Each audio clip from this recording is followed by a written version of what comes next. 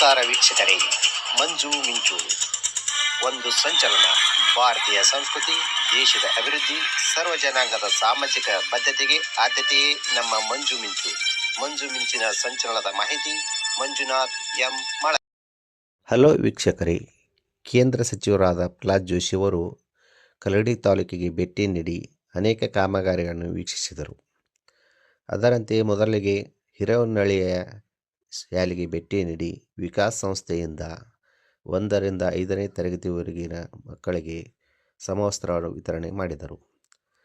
ನಂತರ ಹಿರೇಹೊನ್ನಳ್ಳಿಯಿಂದ ಧಾರವಾಡ ರಸ್ತೆಗೆ 50 ಕೋಟಿ, ತಬಕದಹೊನ್ನಳ್ಳಿಯಿಂದ ತಡಸ್ಗೆ ರಸ್ತೆಗೆ 50 ಕೋಟಿ, ಬೇಗೂರು ಬಿಸ್ನಳ್ಳಿ ಹಿರೇಹೊನ್ನಳ್ಳಿ ರಸ್ತೆಗೆ 3 ಕೋಟಿ, ಗುಡುಗಲಕಟ್ಟಿ ತಡಸದ ಮಾರ್ಗದಲ್ಲಿರುವ ತಬಕದಹೊನ್ನಳ್ಳಿ ಗುಡುಗಲಕಟ್ಟಿ ಮಾರ್ಗದಲ್ಲಿ 2 ಕೋಟಿ, ಈ ರೀತಿಯಾದ ಅನೇಕ ರೀತಿಯ ತಮ್ಮ ಕಾಮಗಾರಿಗಳನ್ನು ವೀಕ್ಷಿಸುತ್ತಾ ಅನೇಕ ಅಭಿವೃದ್ಧಿ ಕೆಲಸಗಳನ್ನು ಕೈಗೊಂಡರ ಬಗ್ಗೆ ಜನತೆಗೆ ಮಾಹಿತಿಯನ್ನು ನೀಡಿ ತಮ್ಮ ಸರ್ಕಾರದ ಸಾಧನೆಗಳ ಬಗ್ಗೆ ವಿವರಿಸಿದರು. ಮಾಹಿತಿ ಮಂಜು ಮಿಂಚು, ಮಂಜುನಾಥ್ ಎಂ ಮಾಳಗಿ.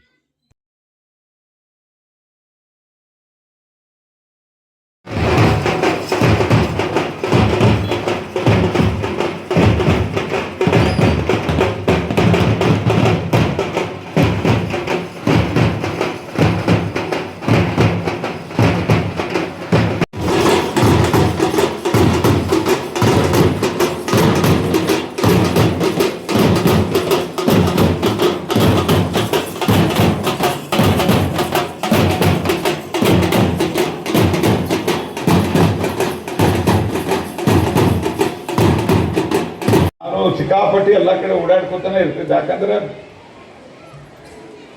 ಮೊದಲೇ 2ನೇ ಸರ್ತಿ MP ಇದ್ದಾಗ ನನ್ನ ಜವಾಬ್ದಾರಿ ಏನು ರಾಷ್ಟ್ರ ಮಟ್ಟದ ಜವಾಬ್ದಾರಿ ಇರಲಿಲ್ಲ. ನಿಮಗೆ ಹೋದ ವಾರದ್ದು ಒಂದು ಹಂಗ ಉದಾಹರಣೆ ಹೇಳೋದಂದ್ರೆ, ನಾನು ಡೆಲ್ಲಿ ಒಳಗೆ 2 ದಿವಸ ಇದ್ದೆ, ಮುಂಬೈದಾಗ 1 ದಿವಸ ಇದ್ದೆ ಮಹಾರಾಷ್ಟ್ರದ ಸರ್ಕಾರದ ಜೊತೆಗೆ, ಅಲ್ಲಿಂದ ಬಿಹಾರದಾಗಿದ್ದೆ 1 ದಿವಸ 1.5 ದಿವಸ, ಬಿಹಾರದಿಂದ ಅಸ್ಸಾಮಿಗೆ ಬಂದೆ, ಅಸ್ಸಾಮದಿಂದ ಮತ್ತೆ ದಿಲ್ಲಿಗೆ ಬಂದೆ, ದಿಲ್ಲಿಯಿಂದ ನಿನ್ನೆ ಇಲ್ಲಿ ಬಂದೆ. ನಾನು ಇಲ್ಲಿಂದ ಮತ್ತೀಗ ಸೆಷನ್ ಇರೋದ್ರಿಂದ ದಿಲ್ಲಿಗೆ ಹೋಗಿ 5 ದಿವಸ ದಿಲ್ಲಿ ಒಳಗೆ ಇರ್ತೀನಿ, ಪಾರ್ಲಿಮೆಂಟ್ ಅಧಿವೇಶನ ಇರೋದ್ರಿಂದ. ಇದರ ಜೊತೆಗೆ ದೇಶದ ಸುರಕ್ಷತೆಗೆ ಮೊದಲೆಲ್ಲ ಯಾರು ಬೇಕಾದವ್ರು ಬಂದು ನಮ್ಮ ದೇಶದೊಳಗೆ ಅಟ್ಯಾಕ್ ಮಾಡಿ ಡ್ರಾಮಾ ಮಾಡಿ ಹೋಗ್ಬೋದಾಗಿತ್ತು. ಯಾಕಂದ್ರೆ ನಿಮಗೆ ಗೊತ್ತದ, ನಮ್ಮ ದೇಶದೊಳಗೆ ಕೆಲವರು ಇದ್ದಾರೆ, ಅವ್ರು ಟೆರರಿಸ್ಟ್ಗೆ ಅವರು ನಮ್ಮ ಬ್ರದರ್ಸ್ ಅಂತಾರೆ. ಬ್ರದರ್ ಅಂದರೆ ಈಗ ಮೋದಿಯವರು ಬಂದ ನಂತರ ಮತ್ತು ಈ 2 ವರ್ಷದೊಳಗೆ ಅದನ್ನು ಭಾಳ ದೊಡ್ಡ ಪ್ರಮಾಣದಾಗ ಜಾಸ್ತಿ ಮಾಡೀವಿ ನಾವು. ಸೊ ಹೀಗಾಗಿ ನಮ್ಮ ದೇಶದೊಳಗೆ ಈಗ ನಮ್ಮ ಇಲ್ಲಿ ರಾಜ್ಯ ಸರ್ಕಾರ ವಿದ್ಯುತ್ ಸರಿ ಕೊಡ್ತಿದ್ರೆ ಗೊತ್ತಿಲ್ಲ, ಇಷ್ಟು ಮಾತ್ರ ನಾನು ಖಾತ್ರಿ ಹೇಳ್ತೇನೆ, ನಮ್ಮ ದೇಶದೊಳಗೆ ಎಷ್ಟು ಬೇಕು ಅದಕ್ಕಿಂತ ಜಾಸ್ತಿ ವಿದ್ಯುತ್ ಉತ್ಪಾದನೆಯನ್ನು ನಾವು ಮಾಡಲಿಕ್ಕೆ ಶುರು ಮಾಡಿದ್ದೀವಿ. ಒಂದು ಆರ್ಥಿಕತೆಯಲ್ಲಿ ಸುಧಾರಣೆ ಆಗಬೇಕು. ದೇಶ ಭಾಳ ದೊಡ್ಡದು, ನಮ್ಮದು 140 ಕೋಟಿ, ಜಗತ್ತಿನಾಗ ಇಲ್ಲಿ ಇಷ್ಟು ಜನಸಂಖ್ಯೆ ಎಲ್ಲೂ ಇಲ್ಲ. ಇದರ ಮಧ್ಯದಲ್ಲಿಯೂ ಸಹಿತ ಒಂದು ಸುಧಾರಣೆಯನ್ನು ಮಾಡಬೇಕು, ಯಾವುದೇ ಭ್ರಷ್ಟಾಚಾರಕ್ಕೆ ಅವಕಾಶ ಇರಲಾರ್ದ.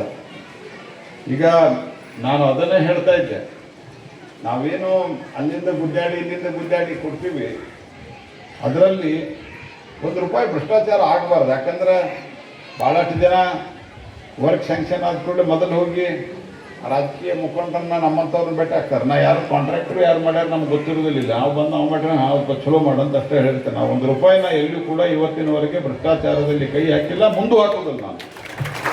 ಅದಕ್ಕೆ ಇಲ್ಲೂ ಏನು ನಡೆದದ 2 ಸ್ಕೂಲ್ ₹28 ಲಕ್ಷದಲ್ಲಿ ಅದರದ್ದು ಚಲೋ ಒಳ್ಳೆ ರೀತಿಯಿಂದ ಕ್ವಾಲಿಟಿ ಕಟ್ಟಡ ಕಟ್ಟಿಸ್ರಿ.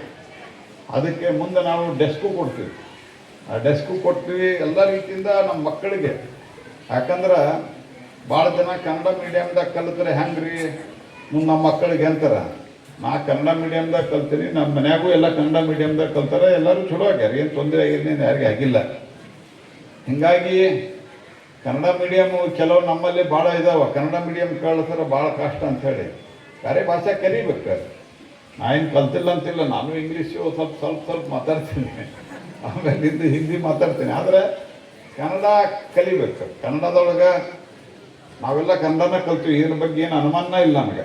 ಕನ್ನಡ ಶಾಲೆ ಸರ್ಕಾರಿ ಶಾಲೆ ಒಳಗೆ ಕಲಿತು ನಾನು ಇವತ್ತು ಸರ್ಕಾರಿ ಶಾಲೆಗೆ ನಾವು ನಮ್ಮ ಕ್ಷೇತ್ರದಾಗ ಇಲ್ಲಿ ತನಕ ಒಂದು 32 ಸಾವಿರ ಡೆಸ್ಕ್ ಕೊಟ್ಟಿವಿ. 32 ಸಾವಿರ ಡೆಸ್ಕ್ ನಮ್ಮ ಬೇರೆ ಬೇರೆ ಕಂಪನಿಗಳಿಂದ ದಾನವಾಗಿ ತೆಗೆದುಕೊಂಡು ಅದನ್ನು ಕೊಟ್ಟಿದ್ದೀವಿ. ಅನೇಕ ಕಡೆ ಸ್ಮಾರ್ಟ್ ರೂಮ್ ಕೊಟ್ಟಿವಿ. ಆಮೇಲಿಂದ ಭಾಳಷ್ಟು ಕಟ್ಟಡಗಳು ಚಲೋ ಇದ್ದರೂ ಹೊಲಸಾಗಿ ಮಕ್ಕಳಿಗೆ ಬರಲಿಕ್ಕೆ ಉತ್ಸಾಹ ಇರ್ತಿರಲಿಲ್ಲ.